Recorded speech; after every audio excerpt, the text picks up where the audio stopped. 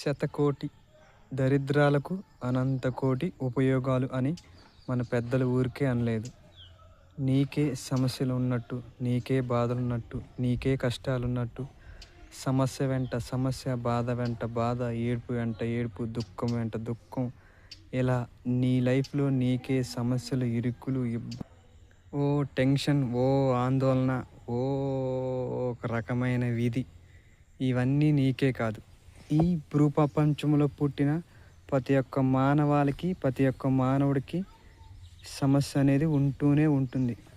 ఇవాళ ఉన్న సమస్య రేపు ఉండదు, రేపు ఉండే సమస్య వెల్లుండి ఉండదు. సమస్యకి పరిష్కారం అది నీలోనే ఉంటుంది.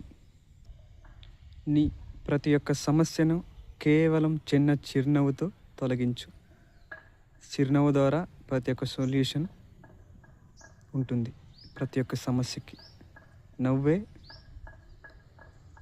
అందుకే మన సిరివెన్నెల సీతారామ శాస్త్రి గారు ఇలా చెప్పారు, సంతోషం సగం బలం, హాయిగా నవ్వమ్మ. నువ్వు నవ్వితే సంతోషం అనేది సగం బలంలా ఉండి సమస్య నీ నుండి దోలుతుంది, నీ నుండి దూరం చేస్తుంది.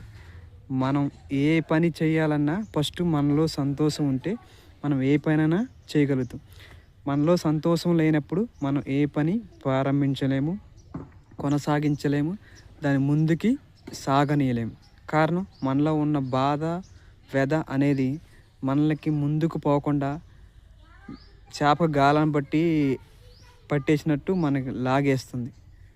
అందుకే నవ్వుతూ సమస్యను ఎదురించు, నవ్వుతూనే జీవించు, హాయిగా ఉండు. నీ జీవితం నీ చేతుల్లోనే ఉంది.